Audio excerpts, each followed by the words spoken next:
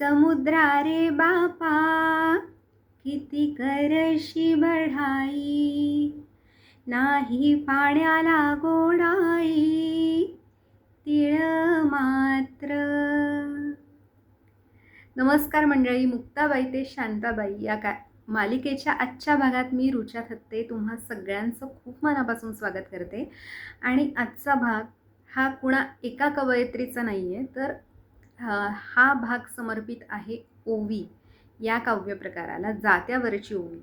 आणि घराघरातून असंख्य स्त्रिया जात्यावरती दळता दळता ही ओवी गायच्या. म्हणजे त्यांच्या आजीकडून आईकडे आलेली आणि त्यांना सुचलेली अशी त्यांच्या ओठावर आपोआप उमलून यायची.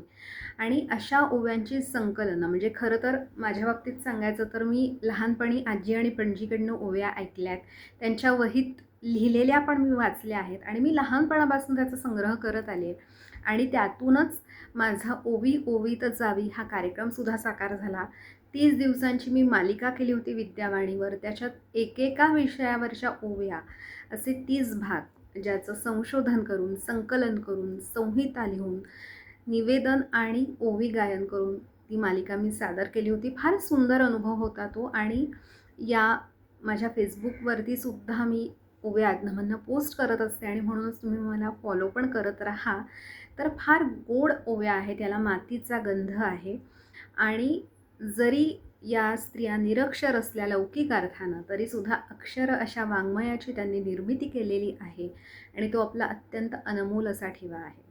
अनेक अभ्यासकांनी याच्याबद्दल लिहिलेलं आहे. त्यामध्ये साने गुरुजी आहेत, इंदिरा संत आहेत, त्यांची संकलनं प्रसिद्ध आहेत, सरोजिनी बाबर आहेत.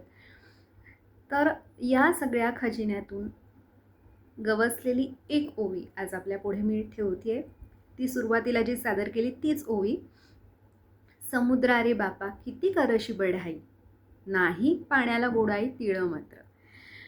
म्हणजे खरोखर या ओवीचा आशय किती खोल आहे, समुद्रा इतकाच खोल आहे असं म्हणायला हरकत नाही. की अरे समुद्रा, तू अथांग आहेस, एवढा महान आहेस, सगळं मान्य आहे, पण उपयोग काय त्याचा सांग बरं. इतक्या बढाया मारतोस. म्हणजे बघा ना, समुद्रावर तुम्ही गेलात, इतका अथांग पसरलेला असतो आणि ते डोळ्यांना इतकं सुखावणारं दृश्य असतं, पण लाटांवरती लाटा येत असतात, उसळत असतात, त्याचा गाज आपल्या कानाला सुखावत असतो. सगळं जरी खरं असलं तरीसुद्धा आपल्याला तिथे जर तहान लागली तर आपण काय करतो, पर्समधनं छोटी कासेना बाटली काढतो आणि ते पाणी आपल्या कामाला येतं. एवढ्या मोठ्या समुद्रातला एकही थेंब आपल्या कामाचा नसतो, हो की नाही. आणि हेच या मालनीनं आपल्या ओवीमध्ये बरोबर टिपलेलं आहे. आणि समुद्राचा हा दृष्टांत आहे अर्थात, की तुम्ही खऱ्या आयुष्यामध्ये सुद्धा कितीही मोठे असा, त्याचा जर इतरांना उपयोग झाला नाही तर सगळं निरर्थक आहे. म्हणजे तुम्ही उच्च पदावर असा, उच्च शिक्षित असा, तुम्ही पैशानं श्रीमंत असाल, पण ते फक्त तुमच्यापुरतं असेल आणि बढाई मारण्यापुरतं असेल, मिरवण्यापुरतं असेल, तर त्याचा खरंच काही उपयोग नाही आहे, ते सगळं निरर्थक आहे, हे कुठेतरी सांगायचं.